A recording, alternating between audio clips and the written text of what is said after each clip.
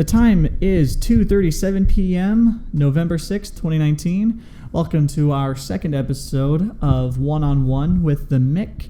My name is Mickey. I'm the producer of the Backyard Bullshit podcast, and with me today for our second episode is one of the co-founders of the podcast, as well as one of our wonderful co-hosts and our resident baseball and hockey expert, Dealer. Hello, hello.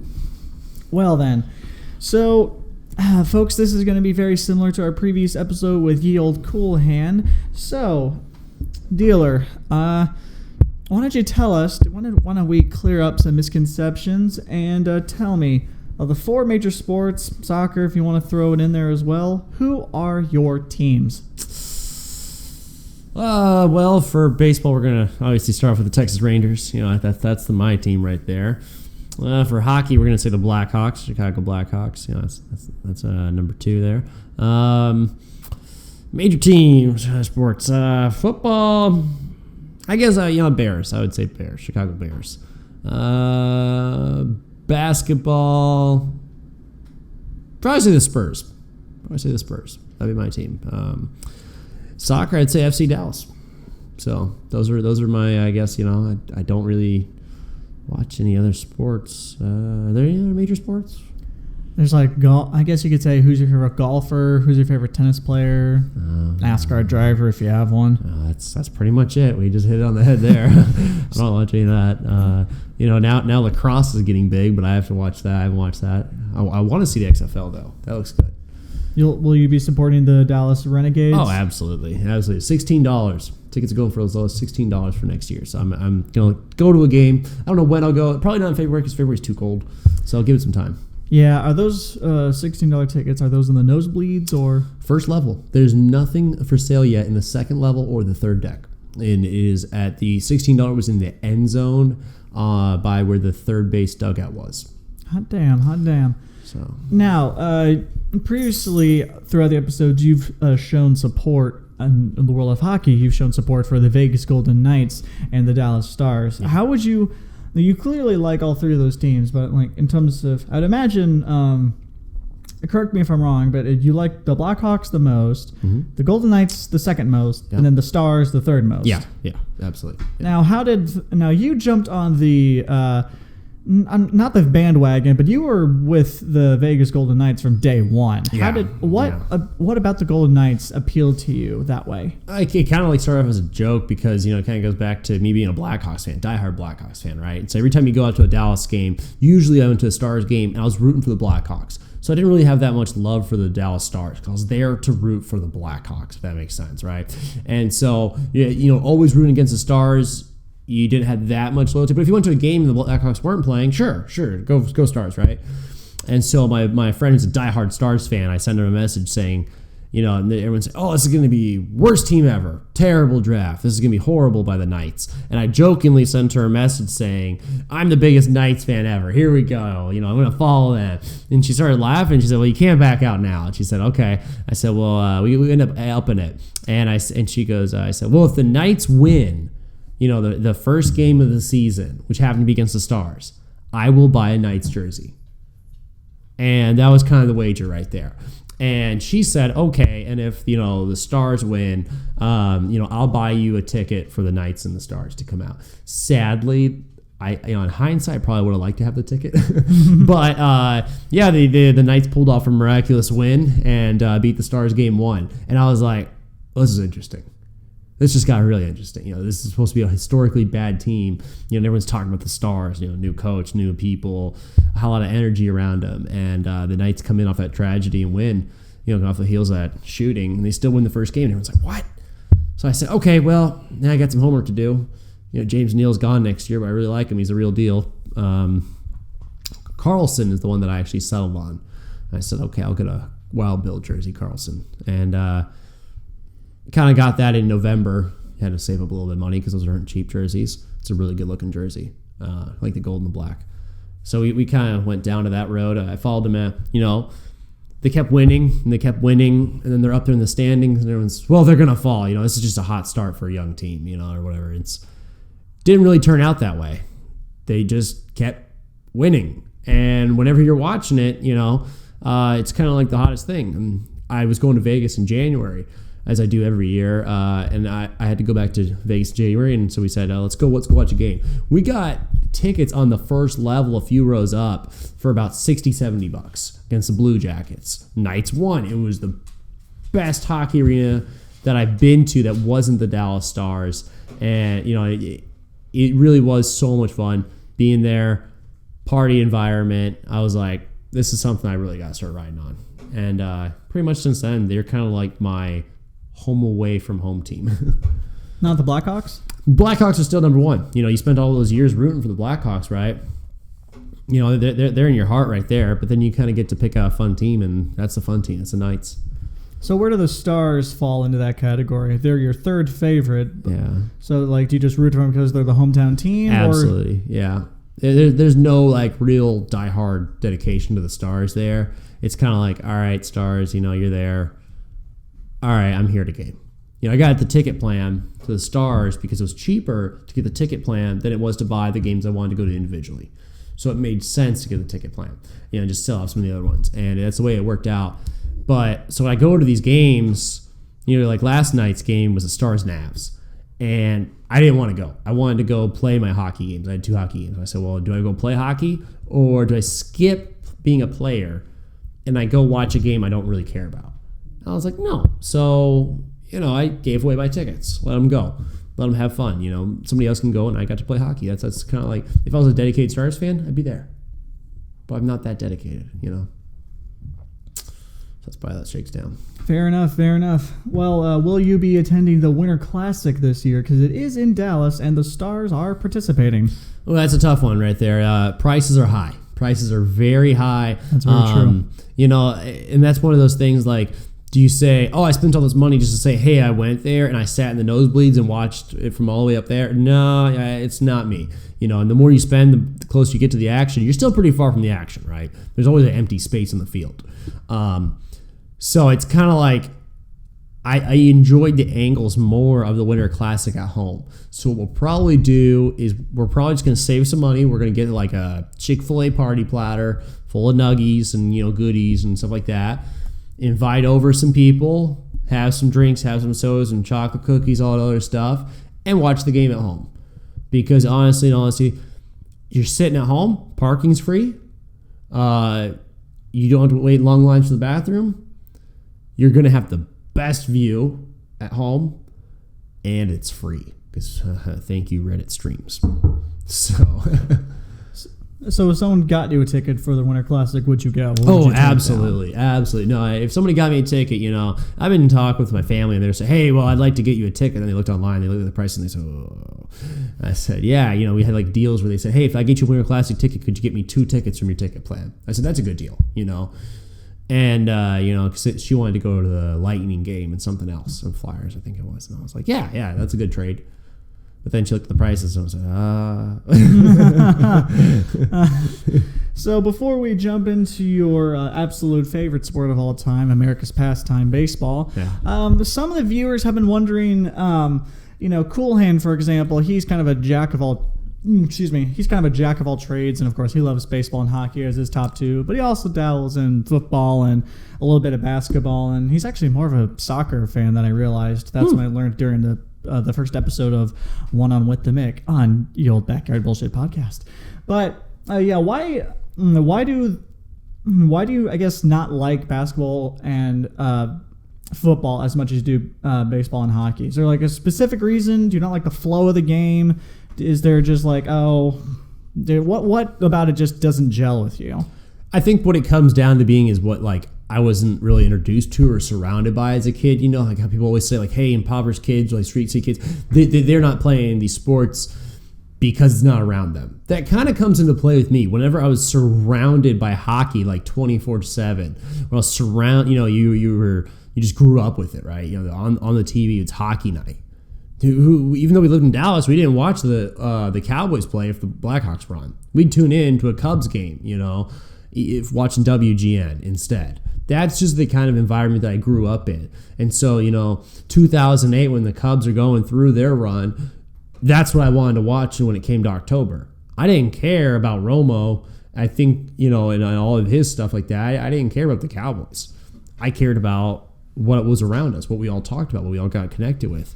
So that would be it for me. And I think, there's nothing to take away. There's no negatives to take away about basketball, right? There's nothing about it saying, I can't watch this. I enjoy basketball. I think that if you're there in person, I really enjoy it. Because it's like one of those things like, if you don't really understand it, you enjoy it when it's right in front of you. If you really understand it, you're fine the further away from your game you get because you understand it, you know what's going on. I don't know a lot of times. It's like rugby. You could turn it on the TV and I'd be clueless, but I know the teams a little bit, that kind of things like that. So same with basketball. I don't understand a lot of things about basketball. I enjoy it. It's a very fun environment. I enjoy going to San Antonio Spurs games. I believe the reason why I would pick the Spurs over the Mavs is because they're fanfare. I went to a Mavs game and it was pretty dead. It was pretty quiet there. Fans weren't very engaged. Spurs, although they were black and it helps you blend into the darkness, there were a lot of them. That was an amazing game. And they're really into it, very loud people. And I thought this is a whole nother, obviously, the players were a lot better on the Spurs at the time when I went to the Mavs versus the Mavs. And the Spurs are just a great team, comparatively. So maybe that's it. But that's why I would tip my hand saying I enjoyed myself more in a Spurs game. So if the Mavs start going on a great run, they're fun, the fans are into it, I'll probably enjoy the Mavs. But I at this point, I'm a free agent when it comes to basketball. Teams I don't really like. There's not really like an NBA team I don't like. I get it. People don't like Golden State because of their success, I get it. Some people are saying, oh, Toronto's now getting a little thing because of their success or whatever it was. They were nice when I was there in Canada. I was there for the parade. People were extremely nice. You were there for the championship parade. I was. Tell us a little bit more about that. I was there. We were staying in downtown at the, it's called Ice 2. There's two very large condominiums, which are right in the heart of downtown, 1 and 2, Ice 1 and 2. Really cool. We went down. This is downtown Toronto? This is downtown Toronto. Okay. And we're down, and we go down, and we were actually on a mission for ramen, which is the weirdest thing. I know you go to Canada and you want ramen, but I wanted ramen. Fair enough. And I was feeling a little bit under the weather there. And I think maybe it was because of all the stuff that was blooming or stuff like that. It was like weird time of year, between seasons changing. I just remember my allergies were running. And we went there, and we went down there, and all this commotion's going on, police are everywhere, and we thought like, okay, either something happened or something's gonna happen, and then we noticed a lot of Raptors stuff. Or I think it's Toronto Raptors. I think that's what it is. Yes, Toronto Raptors. And fans are everywhere, and they're extremely nice. They were giving out stuff. I got this poster with this guy who had this beard, and he has like a head wrap, and he has a jersey on, and it says "We the North." And I was like, I have no idea who this guy is. I don't know if it's like a Bitmoji from a random guy or if it's a player. Probably a player. I don't watch enough to know. And honestly, I think it's the guy who got traded to Memphis, or I think that's who it was. If Toronto got rid of somebody like right before their championship. That's who I would pin it on if I had to guess. He did seem a little bit darker in skin tone with a black beard and like a head wrap. And it says "We the North." And I was just... I'd have to get back to you on that It's one. like Sing or something like that. They have a player named Pascal Siakam. Did they get rid of him? No, he was on the championship team. I think there was somebody they got rid of, like right before they won the championship. They did trade for someone. They traded for a guy named Marc Gasol, who's a Spaniard. Yeah. But that was right before the playoffs. I think it's somebody they got rid of. It's possible. I'd have to look up the championship roster. Memphis, maybe. It was right before they won the championship. They got rid of him, and then he was really upset that he wasn't with Toronto when they won it. So, was it DeMar DeRozan by chance? I have no idea. Because he got traded to the Spurs for Kawhi Leonard. Either way, the guy was on there. Could have been a Bitmoji. Could have been a player. I have no idea. Yes. I got handed that poster, and I was like, all right, cool. And then we realized that it was like pretty much the end of the parade, and they were just kind of like a bunch of marching bands and like little other things there, and like kids walking by pretty much, and all the players had already passed by. and you got to see how many people were still there. It was pretty electric of an environment. I was like, this is cool. This is the first championship parade I've ever been to, purely by accident. Now, if I would have known the parade was happening, I definitely would have woken up earlier. But when you're on vacation, man, you're sleeping in. Fair enough. Now, I guess this will dip our toes into the subject of baseball. You mentioned that your exposure to basketball and football was limited because the environment you were in, you watched hockey and baseball. Right. The Cubs was a team you mentioned. Yeah. The Chicago Cubs. Now, you have said in the earlier part of this episode, you said the Rangers are your team. Absolutely. And not... Are the Cubs like second or are they third? Where do the Cubs rank in comparison to the Rangers? Rangers are obviously number one. Yeah, Rangers. It's weird because I have such a hard dedication to it, to the Rangers, and I was looking it up, and this kind of helps explain. It's really jumbled now because I used to have I used to know my teams, right? I used to know Rangers number one, maybe Cubs, this team, and then the more that I got out there, the more I got exposed to teams, the more they started to blend together. Because I visited Miller Park. And I had a blast there. My family was always split Cubs, White Sox. And I would always say the Brewers because I loved the navy and gold color scheme. And that was, to me, their jerseys were sharp. I loved the color scheme. I really liked the color. It's just phenomenal to me. And that really spoke to me as that's an NL team. Went there, beautiful day, roof's open, sun's open, gorgeous ballpark, having a good time. And we're sitting right behind Bob Uecker. We could hear him talking about the game. Now, who's Bob Uecker, for those who don't know? Bob Uecker is this old guy who's a Brewers legend. And, how they said, Bob Uecker swears a lot. It's absolutely true. There's, a cough button that he uses. And it'd be and here comes the 3-2 pitch.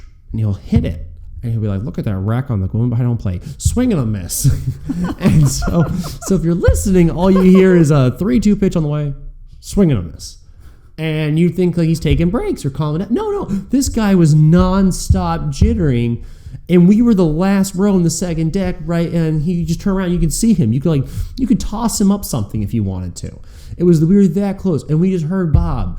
And he's cussing up a storm. He is the horniest old man you could imagine. It's hilarious. He's oh man, I'd like to go that broad. Oh my god! And he's just running from beginning to end. It's hilarious. It was so good to be near that. And it's kind of well documented. People talk about it a lot. People sat in the booth about it.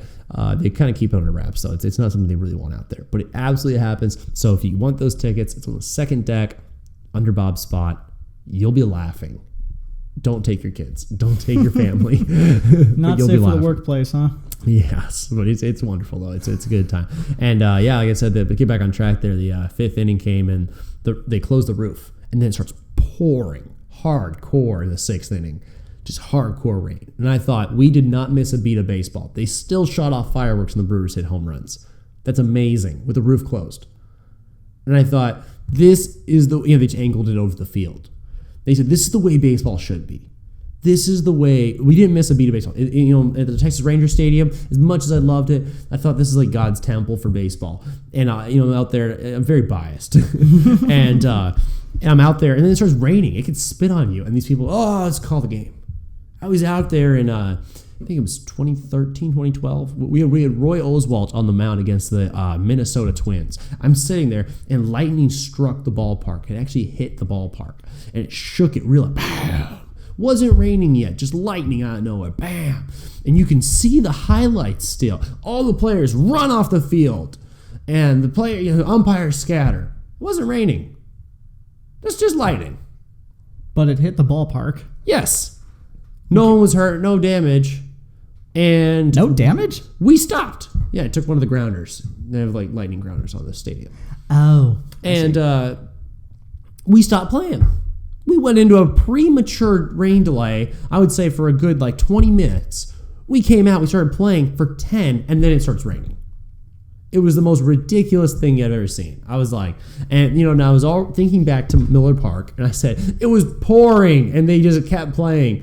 That's the way baseball should be. keep it open until you need to have it closed. Simple as that.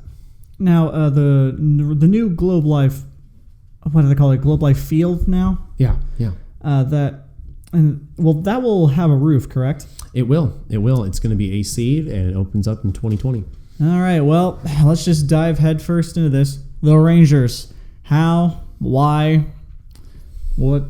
How'd you come to love the Rangers? Why'd you come to love the Rangers? And I'll ask you something else once that's taken care of. Yeah, certainly. Kind of came to be whenever I was in Chicago. We really didn't have too much money to go to the games. We always watched it on TV, and that was it. Maybe at the bar we watched it or something like that, restaurant. And I would say it was 04, 05. My mom said, okay, you're old enough to understand what's going on. I'll spend the money on that. Took me to a game to see the White Sox and the Rangers. And I think what happened was my brother who works there got free tickets. Because I would always get free tickets when I worked there for the third deck. But back then the Rangers were terrible and would give you free tickets to the first level. So we're right there behind the White Sox dugout because my mom loved the White Sox. Hardcore White Sox fan. And Rangers won. I remember the home run thing going off, all the flags. I just had such a good time. And she got mad at me. She's like, stop this. She's like, I have my cotton candy. I have my little lemon chill, whatever it was. And I'm all excited. I'm all amped up on sugar, having fun, watching the Rangers win. She's just sour. She's like, the White Sox aren't doing well. So basically after that, she kind of said, okay, you can go with me to games, but no more Rangers White Sox games because you root for the wrong team. And at that point, I said, yeah, because I like the Rangers. And I started going to all these kids' birthday parties and like that. Anytime I got to go, my brother had a free ticket. I'll go to the game. I'll give it to my neighbor and say, hey, will you take me to the game? I have a free ticket. And what kind of neighbor is going to turn down a kid who's like 6th or 7th grade and say, no, we're not going to take you? No, all my neighbors take me. I had a free ticket. We'd sit in the first level. So that's how I started going to Rangers games more frequently. And as soon as I turned 16, I got a job there. I remember I was 15 years old filling out the job application. And we basically slid right on into it. And he goes, hey, hire my brother. And the job manager goes, okay, come back for your interview. And I was nervous as shit. And he goes, okay, what you're going to need is a good walking shoe. You're going to need some good sunscreen for this job. And you're going to need this. Can you do that? I said, yeah. He goes, can you work hard? Yeah, I can work hard. He goes, welcome aboard. Oh, that was a tough interview. And he spent more time talking about my family than he did actually me. And he starts asking about me questions about them. What's it like living with them? How do you put up with them? I can't stand them. That kind of thing like that. And then, it was funny. And he said, all right, I like you more. You're on. So I was like, cool. So that's how I started really liking it. It just took off because whenever you're there 82 games, sometimes maybe 75. Right? We'll be honest. Right? Miss a few. You're sick or just didn't want to go, but they're a lot. And being around the winning, all of a sudden your first year, it's 2011. You go to the World Series. So you just walked into the miracle season, pretty much. And that's you watched it in 2010, couldn't go. To any of the playoff games. In 2011, you're there for every single game. You're getting paid. That's awesome. It's a dream spot for a fan. So you worked for the Rangers. You rooted for the Rangers because your mom took you to a game against the White Sox, and now you're a Rangers fan for life. Now, is it true that you actually got to pitch at the Rangers Stadium for what was it, a recreational league? Yeah, there's this thing, an organization called Play at the Plate, and they represent like this organization that will rent out stadiums and single A stadiums and major league ballparks and historic stuff. So like you can go out there to where the Field of Dreams was. You can play over there. You can do where the Cardinals play their single A stadium out in West Palm Beach. And they've done stuff such as Fenway, Wrigley Field, Pittsburgh, and they've done all those. And I was sitting there on Reddit, and this guy goes, "Hey, how do I get bats to Texas? I'm going there for a baseball tournament." And I told him, I was like, "Hey, this is what you do. Where are you going?" And he goes, I'm going to the Rangers Stadium to play. And I was like, I haven't heard of this. What's up with this? So good luck, man. And he goes, yeah, it's an adult league, and they sell tickets, and it's a big league experience. You're there from 6 a.m. on Saturday to basically 6 p.m. or 7 p.m. on Sunday. And you go into the visitors clubhouse. They put your name on the thing. You put down all your gear. They handle all your gear. They clean your gear for you. They give you the full breakfast, lunch, and dinner thing. They laid out the full spread. It was unbelievable. We had batting cages. We had the pitching lanes. People were really doing a great job with us. And we got to go onto the field. We had 4 games, 2 games Saturday, 2 games Sunday. My arm wanted to fall off by Sunday. But, just taking the field, unbelievable. You're walking out there where I got where Elvis Andrus plays. I was shortstop, and I didn't even ask for shortstop. But yeah, most times I was out there just kind of looking up at the scoreboard, looking around, just really soaking it all in, enjoying that I was playing out there. And then I got to pitch. It was really phenomenal, really fun. That was like the time, and it's crazy because I was working midnights at the time. And I just got off midnights, and I got off shift at like 6 a.m., drove right to the ballpark, tried to fall asleep in my car right before they opened up the gates, didn't work. And that game, they put me on the mound, and I'm like half awake, powered by coffee, donuts, and like excitement. And I'm throwing all over the place. Still got 2 strikeouts through a scoreless first inning. I'm happy. That's something you take away with for life. It was a blast. You actually got to pitch at your home, essentially your home field at this point. Yeah. Holy moly. So we know why you like the Rangers. We tried to talk about the Cubs earlier. We know why you got how does your family take to the whole? Like, I take it your family's heavy into baseball. Yeah, they are. Yeah. So how do they respond to the whole? Oh, you're the one Texas fan in a family of Cubs and White Sox fans. Yeah, for them it kind of made sense because they knew I grew up around the Rangers. I kind of grew up, and like when your brain starts ticking a lot better than when you're a kid, and the level that I got put into. Free tickets, going out to the ballpark. Your brain starts ticking better when you're middle school. High school, brain's ticking a lot better. You're out there. It's a World Series. I mean, you want to do that or you want to watch the Cubs lose? It's no-brainer. A real no-brainer there. So they let it happen. We always talk back and forth. When the Cubs won the World Series and we didn't. Oh boy, I heard it. I heard it so much, and I heard it so much that I went from rooting for the Cubs to start rooting for the Indians. So, well, you know what? I hope you don't win it now. And then the Indians just couldn't pull it off, and I was just so mad at both teams. I just sat there upset. I was like, man, I wanted the Cubs to win, but then they heckled me. They turned me away from the Cubs. At the end of the day, it's all fun said and done in the 2016, right? That's put away. I'd still root for the Cubs today. I'd still root for the Indians today. No harm against both of those. I think it's just like one of those teams where you don't really hate either one. It's just the fun of it, right? Mm-hmm. But whenever they're trying to turn 2016 against me and my team, then I don't like your team.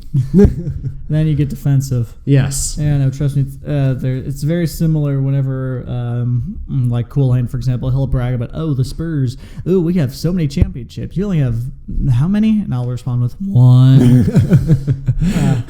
But it's banter. It is the fun of the game. Yes, absolutely. So now we know why you like the Rangers. Now we know why you occasionally cheer for the Cubs. Yep. Some of the viewers of the Backyard Bullshit podcast might not know this, but you are on a quest to go to every single professional baseball park. Yeah, I am. I'm almost done with my Major League count right there. 11 more to go for Major League Baseball stadiums. When did you want to? Sorry to cut you off. When did this desire to go on this quest to visit every single professional baseball stadium? When did that start? Why did you have this? Yes, I want to do this. Yeah, that really took off.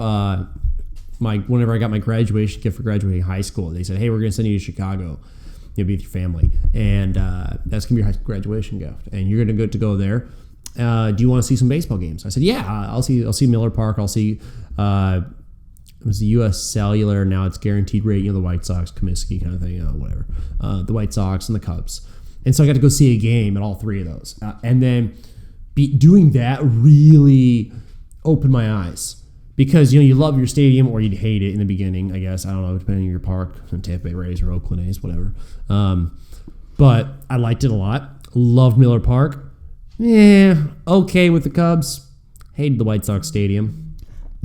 And I said, there's going to be more ballparks out there that I like. And, you hear people say, oh, Yankee Stadium, the lore of Yankees, the attraction of Yankee Stadium. You hear people say, Chase Field with the Diamondbacks, brand new, looks good, real good baseball. And I was like, well, let's see what they have to offer. And the next year I went out and saw some more and just kind of started going from there. And people started calling me, like my uncle. He goes, hey, you're a big baseball fan. I can get you on a standby flight to Atlanta. And if it works out, we'll go see a Braves Cubs game. And I said, I'm in. Got to go see Turner Field right before it closed down that year. It was phenomenal. And then he said, once their new stadium came out, he said, hey, I'll fly you back out here. We can go check the new stadium. We'll go watch another Braves game. And I said, that's great. So kind of those things, the connections, people, and then like the littlest things would start it up. Like one guy said, hey, I'm getting married in New York. And I said, I don't know, man. New York's kind of far and everything. And then I looked, it was baseball season. Oh man, you know what? I really want to be there for your wedding. That sounds great. and it was I guess it was really plainly obvious to the people at the wedding that whenever I stepped in to their wedding area, their reception, the procession, I don't know, reception, that's it, and procession's funeral. So we go in there, and the bride, she's getting married, and before she gets married, I was after, and she sees me, and she goes, well, if it isn't Mr. Baseball himself, you carved some time for us. And I said, oh my goodness. And because I flew in there, and I got a tour of the Met Stadium in the beginning. Kind of went around New York, saw the New York stuff. Got to do that, right? You got to do your 9/11 and everything like that. You got to go see the subway. You got to go do some cool things, right? Then I went and saw a Yankees game. But they invited me out to his bachelor party on Staten Island. And, for people, it's a good distance between the Bronx and Staten. I was staying in the Bronx, and I already had tickets to the Yankees game. And so here I am at the crossroads of, do I skip the Yankees game or, and go to this guy's bachelor party, or do I go to the Yankees with my two friends? So I go, hey man, where's this bachelor party at? And he goes, probably going to be on Staten Island, might even go into Jersey. I go, oh man, that's pretty far. I'm over here in the Bronx, so I kind of want to do something around here. And he's like, I guess that kind of makes sense, man. But if you want, we're going to be up there till like 2 a.m. or something. I was like, I don't know, man. I don't know if I can make that. And he goes, okay, we're going to be there late. Well, I go to the Yankees game with my two friends. We had a blast. Absolutely. First time there. It was so much fun. And then I go, the next day to their wedding, and she goes, yeah, you carved us some time. And I said, yeah, I did. And she goes, well, and he comes up to me and he goes, so you said that you had to go to the Yankees. Do you want to do something right? And I said, oh, yeah, we're out till 2 a.m. Why don't you come join us afterwards? Oh, I was at the game. He goes, the game was a 2:00 start. I was like, crap. And so I was, and you can't say, what are you going to do there? You're kind of trapped. And I was like, oh, well, we kept the party moving and started doing all these other things afterward. By the time it was like 10, I was tired. And he goes, okay, buddy, okay. I was like, who has their bachelor party the night before their wedding? Doesn't that just sound like the Hangover plot waiting to kick off? Yeah, actually, when you put it like that. So I was, all right, whatever, man. So, and then after that, I'm at LaGuardia, about to fly out. And then they said, hey, does anyone want to take the bump tonight? We'll offer you more money, right, to take the bump. I got $300 offer to take the bump. And that means they'll put you in a hotel room tonight, and you get $300 cash voucher to the next flight you ever want. And you fly the next day in an upgraded seat. And I look on the MLB Ballpark app, and the Mets are playing the Giants in the wild card game. And I said, boom, I just made $300 to go to the wild card game. Let's go. So I took it.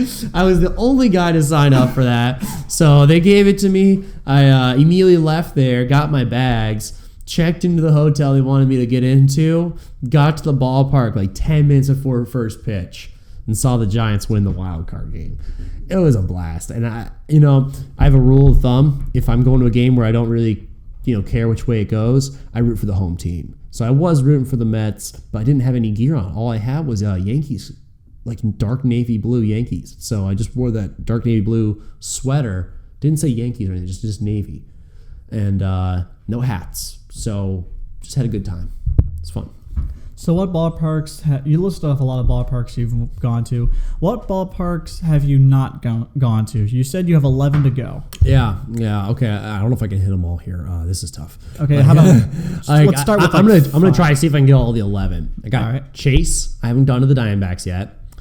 I haven't done any of the California teams. And I think there's, 5 California teams? San Francisco, Los Angeles, Oakland.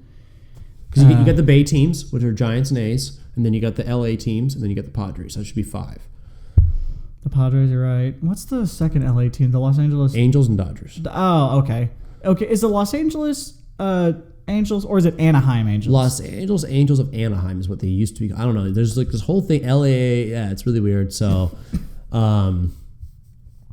those 5, they changed it too much. So I don't care. I just stopped caring about that. So you got the 5s. You got 6 right there. I got missing 5 teams. I'm missing the Mariners. Down to 4 teams here. Who am I missing here? Missing the Orioles, the Baltimore? Red Sox. Okay. Yep. And down to the final 3. What are the final 3? Have you gone to the Nationals ballpark? Yes, I have. I have done that one. Have you gone to the Toronto ballpark? Yes, I have. I have done that one. Saw a game there. Royals. East Coast, West Coast? We're East Coast. Reds. Cincinnati Reds, Pittsburgh, and then missing one more. Phillies. Philly. So that's it. I've kind of meandered my way around the nation. I did Texas teams were up first, then the Missouri teams are really easy to get to. Colorado's really easy to get to. Atlanta, you hit a Braves game, then you drive down, and you can hit the Rays, you can hit the Miami Marlins. We hit a different baseball stadium every day, and we were there for 8 days. And so we saw single A teams, we saw double A teams, we saw Tim Tebow play, we saw all these people play. It was just unbelievable. So you've spoken about how you love Miller Park, the Brewers Stadium. You absolutely adore it. Absolutely. And previously you said the Cubs play at Wrigley Field, correct? Yeah. You said you're like, eh. Yeah. I'm paraphrasing what you said, and then for the White Sox you're like, eh. So with that in mind, what separates a great ballpark like Miller Park from Wrigley Field?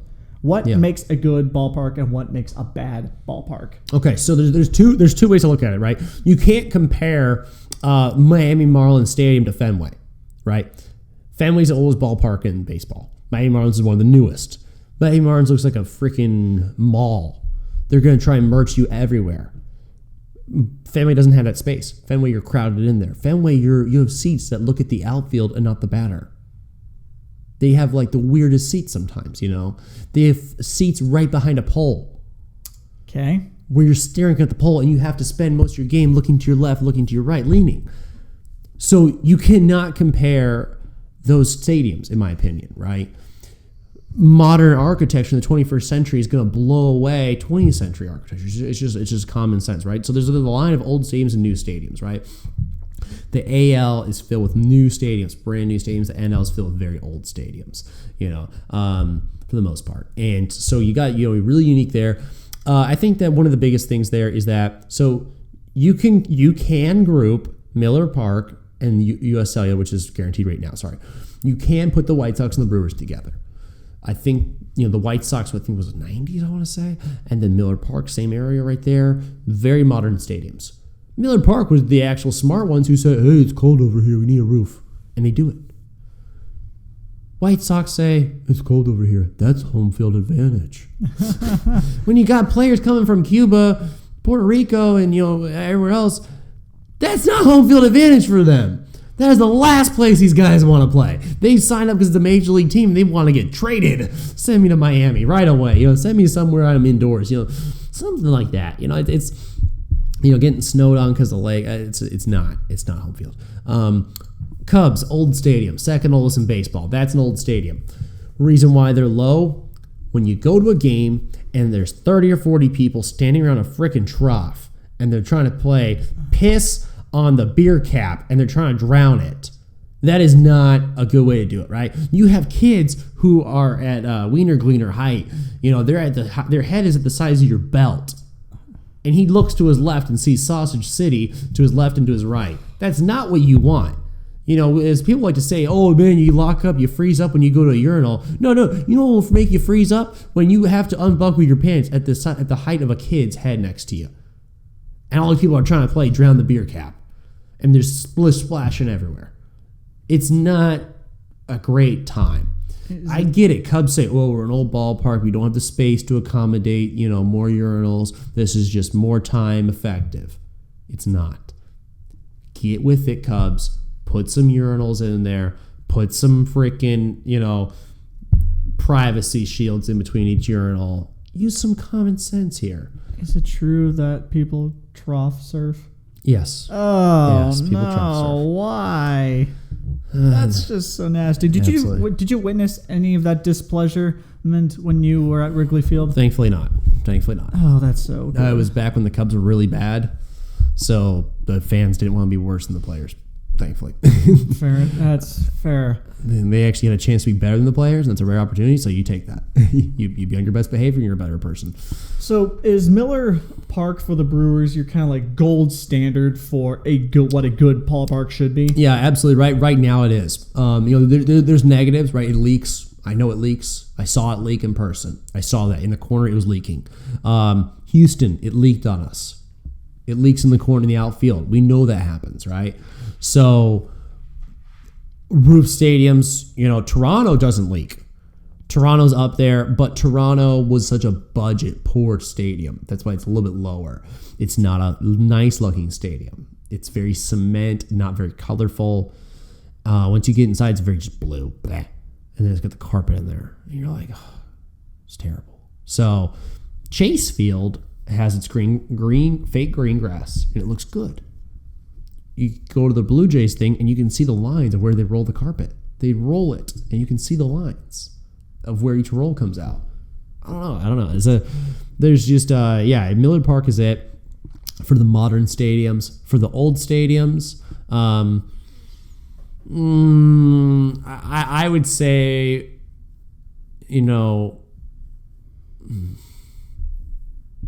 it's pretty tough there, for all the old ones there. I haven't been to too many old ones. Kauffman would probably be the nicest, oldest one that I've been to. And why is that? Kauffman utilizes the space that they have very efficiently, very well.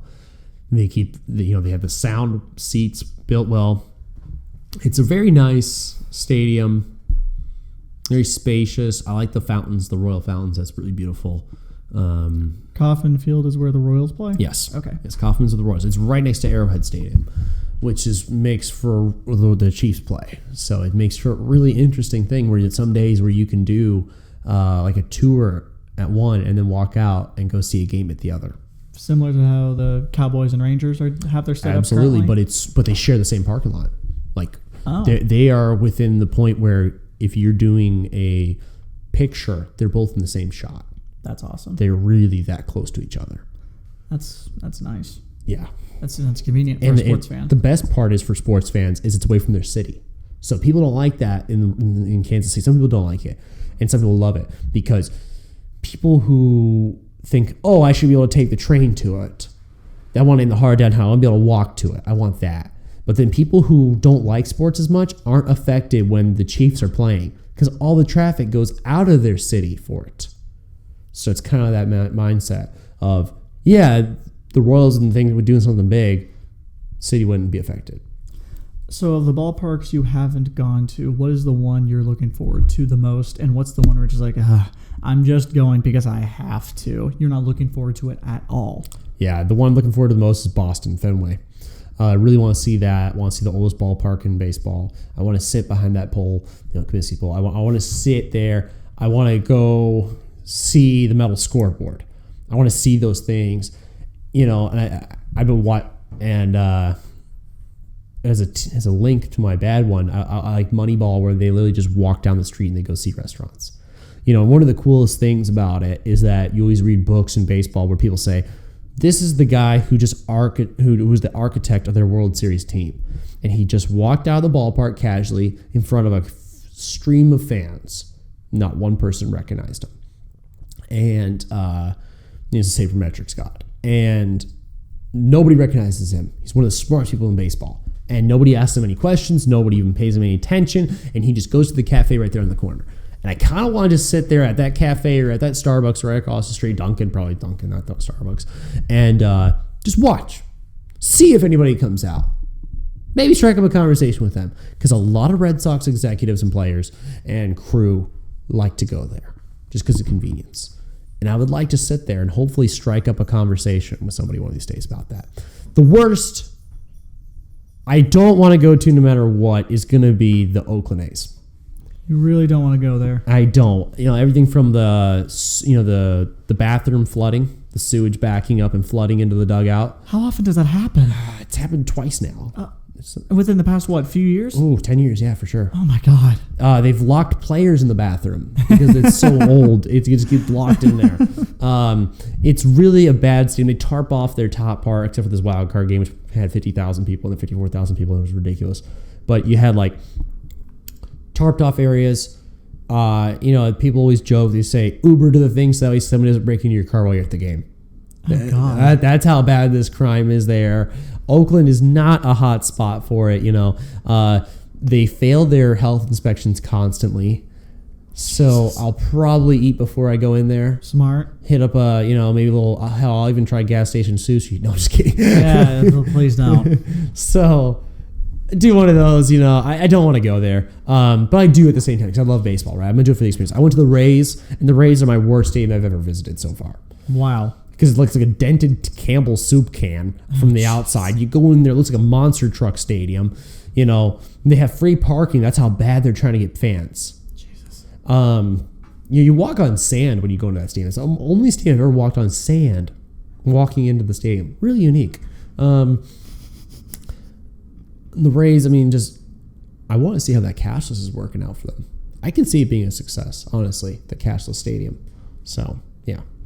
Yeah, we'll definitely have to keep an eye on that. All right, so let's just say you're the architect of the Rangers' new stadium. Okay. Globe Life Field. Whoever, I don't know who the president of I don't know who would be the person to write the check for the new stadium.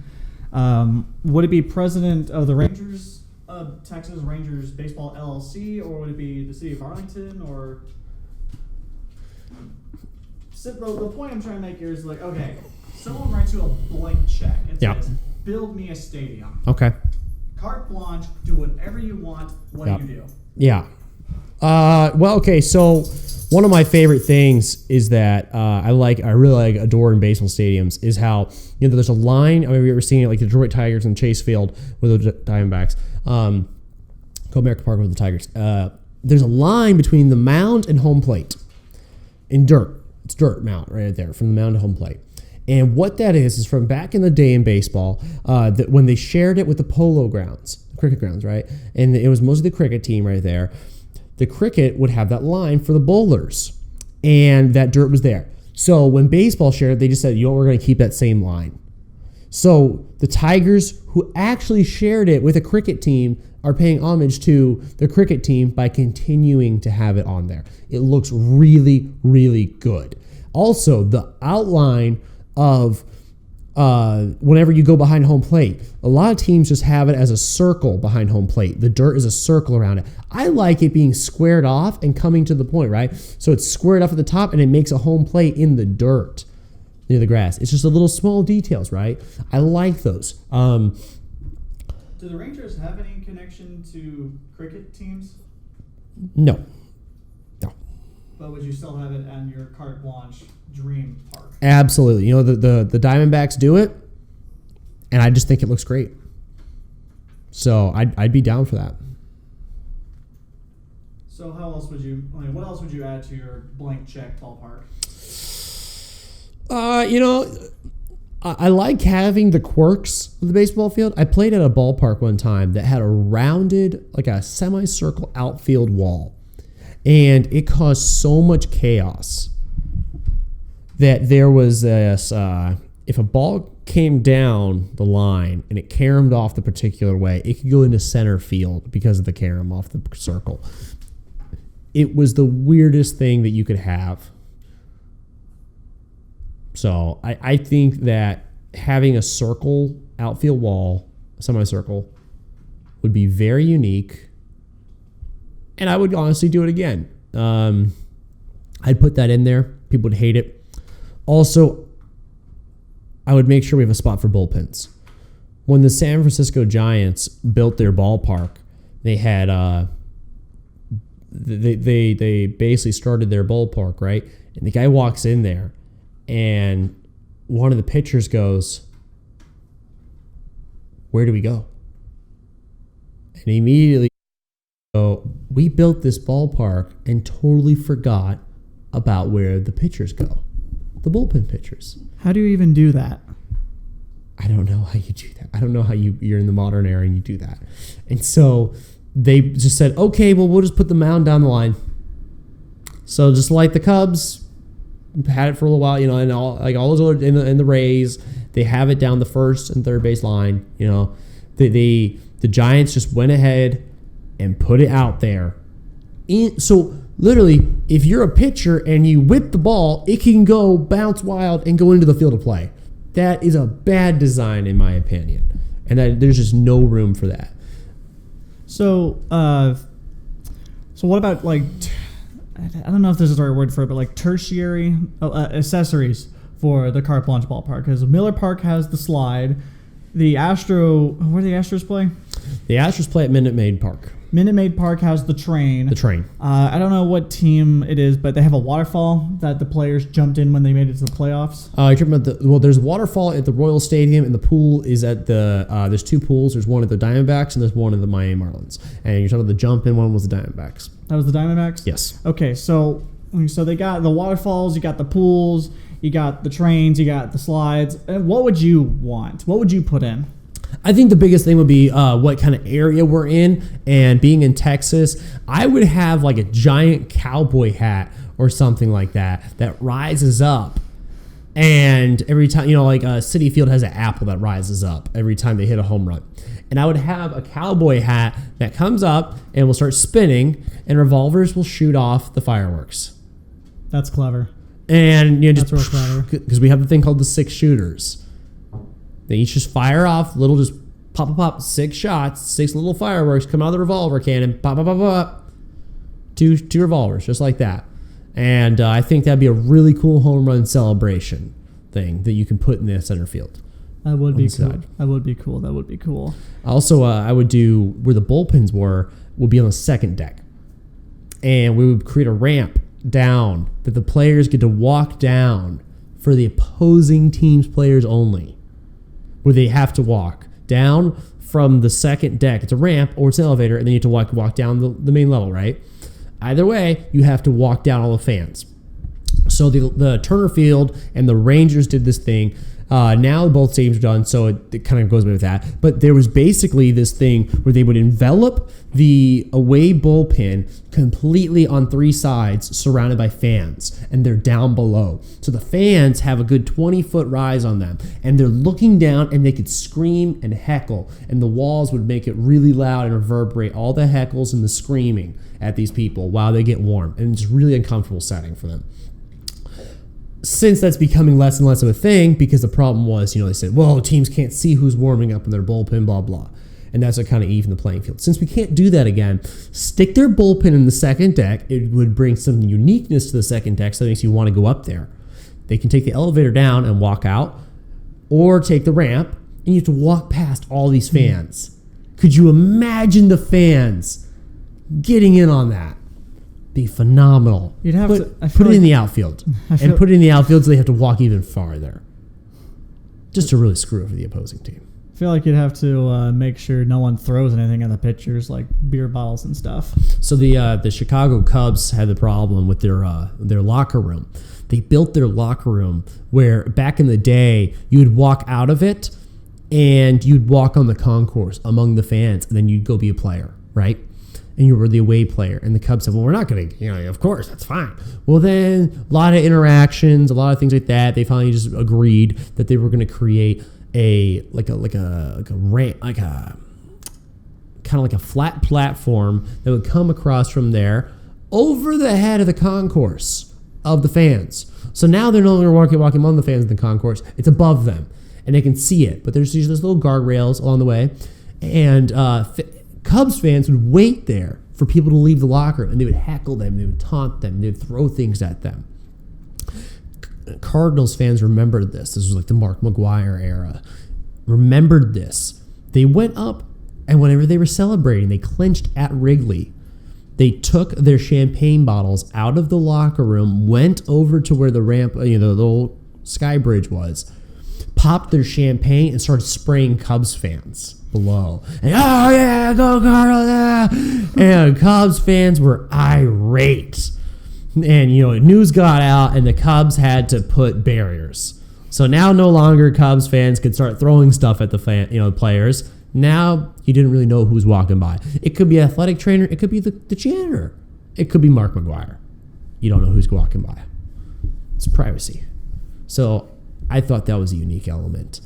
And I really liked that the fans could be engaged. So maybe if you had like a Lexand protecting the players, but with the air holes or something, where they can still hear you and you can bang on the glass like in hockey. Imagine how much of a involvement as a fan. I would go there. I'd bang on that glass. Turn into a little animal, Let them know whose house you're in, kind of thing. Now, TV screens. Yeah. This is another big thing ballparks must have. You got the Kansas City Royals one. You got the one that used to be at Globe Life Park. Rest in peace. Yep. Where would you put the giant ass TV screen, and how big would you have it? So I think that I think that by having them, you have to have them in the fans areas on the third deck for sure. Does not go any lower than that because those are seats that you could be selling instead. And I think by having them, the Houston Astros have a good one. It's above the third base dugout. That's pretty unique, I think. It's good because then if you're on the outfield, you can still look across and still see the scoreboard. Pretty awesome. You would need multiple. You would need 3 or 4 for sure. No way you're getting it done with one anymore. You have to get multiple. Texas Rangers Globe Life Field had little TVs along the way for people who are sitting underneath. They can look up and see it still. You got to do that. Certain areas, I believe, would have a touchscreen tablet which interacts with you, which you can click for the MLB stream. So if you wanted to watch the game that you were watching on TV to listen in, you put it in the headphone, you can listen to the TV announcers while you're there. Sometimes when you're at the game, you don't know what happened. If you had that ability to tune in and say, oh, we're looking at an injury over here, that's what the delay of game is. A lot better, right? Because when you're at the game, they don't say that. They just start dealing with the injury. So premium seats get their own little TVs that have stats, tweets, and bidding right in front of them. So, have you ever sat in a suite in any of the ballparks? I did. I have been in a suite. When I was at the ballpark, the Texas Rangers had a promo where if you sold the most popcorn, you were given a flight to either Vegas or San Diego. And the guy who hosted it, I won it by like a long shot. I blew them out of the water. I was really wanting to go to San Diego. The guy who hosted it was arrested by the FBI. Yeah. Because I kept emailing him. I'm like, hey man, he's putting me off. He's putting me off. He was bankrupt, horribly bankrupt. Just kept scamming people, different credit cards, different things like that. Finally, FBI arrested him. Wonder what this means for me. The Rangers heard about that. They felt bad for me, and they said, hey, we're not going to send you to San Diego or thing. we'll give you a free suite with 20 of your friends. 20 to go to. The food's on us. If you want any alcohol or premium food, that's on you. Chicken nuggies, hamburgers, that's all included. It was like awesome. Phenomenal time. Got it. Tampa Bay Rays, Rangers game. A lot of fun. All my friends were there. It was really great. Yeah, that was my sweet time. Like, is there anything... Like, is there like a way you could make a suite good, or do you not really have to try that hard for, I guess, your higher paying guests at your ballpark? I think what you run into here is you have to remember who your market is for the suite. The suite is not the dedicated hardcore baseball fan. So the market for that is your luxury, your money people, you know. It's more so a status and comfort goal of a suite. You know, and they really have that set up so that problem with suites are that you're away from the action. You're not in on it. You're watching the TV most of the time. You're eating your food. You're talking with your buddies. That's fine. It's money. That makes sense. I would really improve them by increasing your involvement in the game a little bit more. And you know, it's just the Cardinals. They have like legends that come by, announcers, former players, something like that, and they allow you to meet with them if you have a suite. You can go into their suite, into the Legends suite. If you have a suite ticket, you can go visit the Legends, and I thought that was really cool. That's an increased experience. That would make people like you and me, if they said, "Hey, Dirk's going to be in a suite," and people who have a suite these nights on Dirk Thursday, you can go visit Dirk in his suite. Jesus Christ. Could you imagine how that would sell? Like hotcakes. Absolutely. Oh my! All right, so increase the involvement for the wealth. Fine. All right. Well, to close out this segment, I'm going to ask you two more questions. One, is Nolan Ryan an Astro or a Ranger? Which team can actually claim ownership over him? Or I guess the fan base. I think that on the player status, he's a Ranger. You know, ownership side, his success is with the Astros. He's now jumping ship with the Astros. He's coming over the Rangers. We'll see what happens. Maybe the tide will turn. Maybe who knows? Maybe there's enough time for him to get more World Series wins. Oh, please. Let's just hope that he starts racking up the World Series wins with the Rangers, because he probably learned a lot from Houston. And if we just ask him what's going on in Houston, we might get some good news. We might get some bad advice. We don't know. It's definitely possible. All right. Last question I'm going to ask you. What is your absolute favorite sports memory? Doesn't have to be baseball, although I imagine it's baseball. Doesn't have to be baseball. It could be hockey. It could be a goddamn cricket experience. What is your absolute favorite sports experience? Oh, yeah, that's just got to go back to pitching on the Texas Rangers mound. I don't think there's anything that really beats that, you know. Just getting, this guy from New York who's got this big bearded belly, he's big bearded belly. He goes, "Hey, we got any pitchers on the team?" I go, "Yeah, I pitch." He goes, "Hey, you want to pitch?" "Yeah, you being good." It's like, I'm bad. I never want to oversell myself. And he goes, "Sounds good to me. Get on the mound. Don't fuck it up." "Oh, okay, coach." So I go over there, and I remember my first few are just real bad. My first few warm-ups, real high. Whoop, whoop, whoop. At the guy's head, I was like, shit, this is going to be bad. So magically, umpire says, "Hey, one more, you're done." I throw a curveball. It helps get me into the zone, I guess. My shoulder, good. Well, still high curveball. First pitch, strike, outside, perfect on the corner. And my catcher goes, "What the fuck was that?" And he came up to me, he goes, "I thought you were the Joker sitting there throwing at this guy's high ahead all the time. Then all of a sudden starts up, and he's like, now you're rifling him in here." And I struck out the first guy, and his catcher goes, "What?" "Was this an intimidation thing?" I said, "No, that was, just being up there, right? You always see your idols. You see these people you look up to. You watch so many games, going up there, striking out the first guy, being wearing that Rangers uniform. It was really fun, just unbelievable experience, something they can never take away. Because at the end of the day, how many times can somebody say, I pitched on a major league mound in a major league stadium and struck out somebody, using a professional umpire, using professional crews there, had my name called out in the stadium. It's unbelievable. It's something they put a price on it. It was nowhere near how much it was worth the other day.